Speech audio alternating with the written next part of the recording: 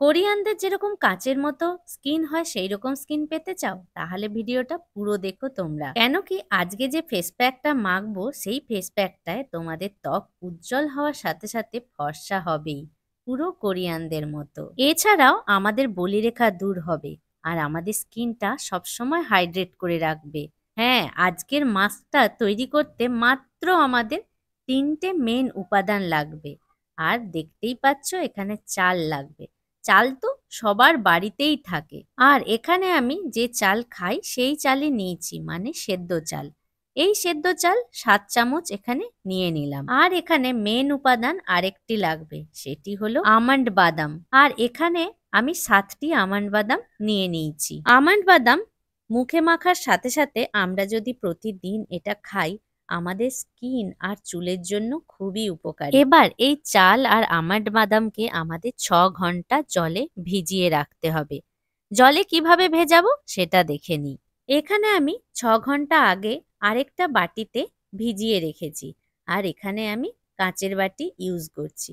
পারলে তোমরা কাঁচের বাটি ইউজ করো। চাল আর বাদামটাকে একবার জল এরকম দিয়ে ভালো করে কচলে কচলে ধুয়ে নিতে হবে।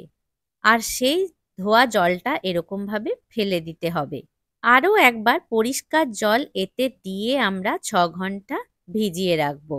বাদামগুলো 6 ঘন্টা ভিজে থাকার পর আপসে আপই বাদামের যে খোসাটা আছে সেটা বেরিয়ে আসবে। তো খোসাটা আমরা ছাড়িয়ে নেব। ভিডিও শেষে তোমাদের জন্য ছোট্ট একটা টিপস থাকবে, তাই পুরো ভিডিওটা শেষ অবধি দেখো। যদি আমার ভিডিওটা ভালো লাগে অবশ্যই একটা লাইক আর কমেন্ট করো। আর যারা আমার চ্যানেল আজকে নতুন দেখছো অবশ্যই সাবস্ক্রাইব করে রাখো। আর পাশে দেয়া বেল আইকনটা যারা এখনো টেপোনি অবশ্যই টিপে রাখো। কেন কি নতুন কোনো ভিডিও পোস্ট করার সাথে সাথে তোমাদের কাছে নোটিফিকেশন চলে যাবে। বাদামগুলোর সব খোসা ছাড়িয়ে নেওয়ার পর আমরা এখানে একটা মিক্সিং জার নিয়েছি। মিক্সিং জারে সবগুলো আমরা পেস্ট করে নেব। মিক্সিং জারে চালটা যখন নিচ্ছি জলটা এভাবে ঝেড়ে ঝেড়েই তুলছি, কিন্তু চালটা পেস্ট করার সময় একটু জলের প্রয়োজন হতে পারে। তখন আমরা এই যে জলটা আছে এই জলটা দিয়েই পেস্ট করব। কেন কি চাল ধোয়া জলও স্কিনের জন্য খুবই উপকারী। বাদাম আর চালটা দেখতেই পাচ্ছ খুব ভালো করে আমরা পেস্ট করে নিয়েছি।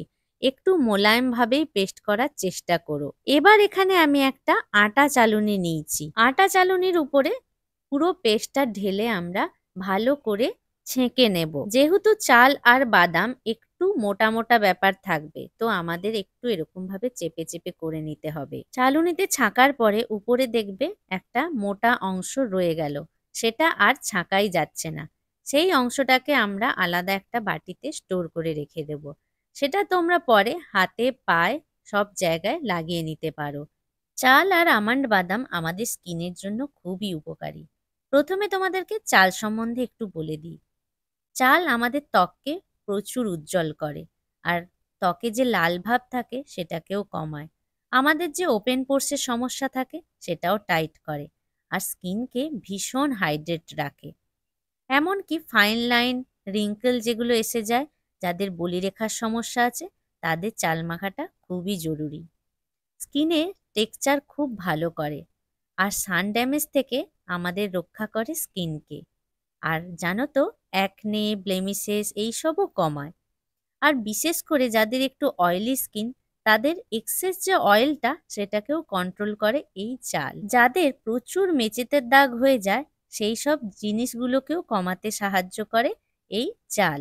আর আমাদের জেন্টাল এক্সফোলিয়েশনের কাজ করে। মুখে দেখবে অনেক ডার্ক স্পট পড়ে যায়, সেগুলো কিন্তু চাল মাখলে অনেক উপকার পাবো। এই চাল আর বাদামকে আমরা চালুনিতে আরেকবার ছেঁকে নেব।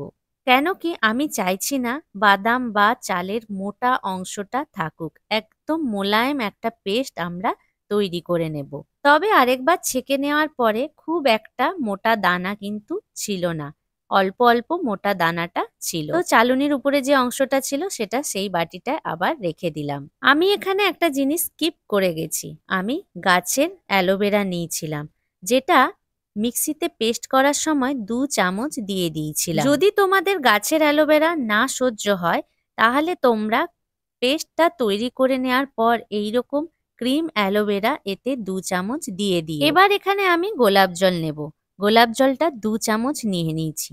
আমি এখানে B1 কোম্পানির গোলাপ জল নিয়েছি। যতগুলো প্রোডাক্ট দেখালাম ডেসক্রিপশন বক্সে সবগুলোরই লিংক দিয়ে দেব, সেখান থেকে পারলে তোমরা পারচেস করে নিও। এবার একটু আমন্ড বাদামের কথা বলে দিই। আমন্ড বাদাম যাদের ড্রাই স্কিন তাদের জন্য তো খুবই ভালো। আমন্ড বাদামেও কিন্তু অ্যাকনে কমে। আমন্ড বাদামও সান ড্যামেজ থেকে স্কিনকে অনেক রক্ষা করে। আমন্ড বাদামে ভিটামিন ই থাকার জন্য আমাদের স্কিন অনেক বেশি উজ্জ্বল হয়ে ওঠে। আর হ্যাঁ, ভিটামিন ই থাকার জন্য বলিরেখা কমিয়ে আমাদের স্কিনকে অনেক ইয়াং করে তোলে। সবগুলোকে ভালো করে মিশিয়ে নেওয়ার পর এখানে আমি হাফ চামচ গ্লিসারিন ব্যবহার করছি। এখানে আমি উইসকেয়ারের গ্লিসারিনটা ব্যবহার করছি। যাদের গ্লিসারিন মাখলে চিটচিটে মনে হয় তারা ব্যবহার করো না, কিন্তু আমি বলবো অবশ্যই একটু ইউজ করে দেখো। যদি খুব অস্বস্তি হয় হাফ চামচের কম 2-1 ফোঁটা নিও, কিন্তু মেখে দেখো। আর আমি এখানে ইউজ করেছি 1 চামচ নারকেল তেল। যদি তোমাদের নারকেল তেল পছন্দ না হয় তাহলে নারকেল তেলটা স্কিপ করতে পারো। সবগুলো উপাদানকে ভালো করে ফেটিয়ে নিয়ে দেখে নিই যে এটা কিভাবে আমাদের ব্যবহার করতে হয়। আমাদের যদি মেকআপ করা থাকে অবশ্যই আগে মেকআপটা আমাদের তুলে নিতে হবে। আর মেকআপটা তুলি এভাবেই নারকেল তেল দিয়ে পুরো মুখে এরকম লাগিয়ে ভিজে টিস্যু দিয়ে মুছে নিই। তারপরে যে কোনো ফেস ওয়াশ এখানে ইউজ করে নিই। এবার এই ফেস প্যাকটা আমরা লাগিয়ে নেব। ফেস প্যাক লাগানোর নিয়ম আমি অনেক ভিডিওতে তোমাদের বলেছি, তবুও যারা নতুন আছো তাদের জন্য বলছি। আমাদের ফেস প্যাক যখনই লাগাতে হয় নিচ থেকে উপরের দিকে হাতটাকে এভাবে নিয়ে গিয়ে লাগাতে হয়। কপালে যখন ফেস প্যাক লাগাবো কপালের এক পাশ থেকে আরেক পাশে এরকম নিচের দিকে টেনে নেব। নাকেও যখন লাগাবো উপরের দিকে, নাকের সাইড থেকে গালের দিকে, সবটাই আমরা উপরের দিকে স্ট্রোক করতে থাকবো। এই ফেস প্যাকটা তোমরা সপ্তাহে 1 দিন করে মাখলেই হবে। আর এই ফেস প্যাকটা যাদের ড্রাই স্কিন তারা 5 থেকে 7 মিনিট রেখো, আর যাদের অয়েলি স্কিন তারা 10 মিনিট মতো রেখো।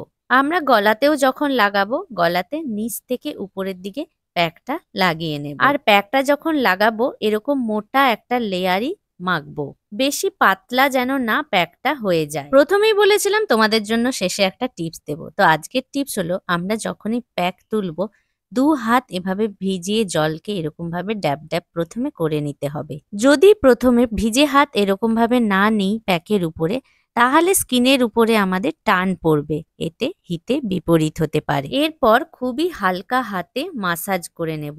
একটু গোল গোল করে এভাবে ঘুরিয়ে ঘুরিয়ে করব। আমাদের নাকের 2 সাইডে black heads are white heads হয়, ওই জায়গাটাতে একটু ভালো করে ঘষে নেব। আর যেই যেই জায়গায় ধরো যাদের পিগমেন্টেশন একটু বেশি থাকে বা সানবার্ন একটু বেশি থাকে সেই সব জায়গাগুলো কিন্তু একটু বেশি করেই ঘষে নেব।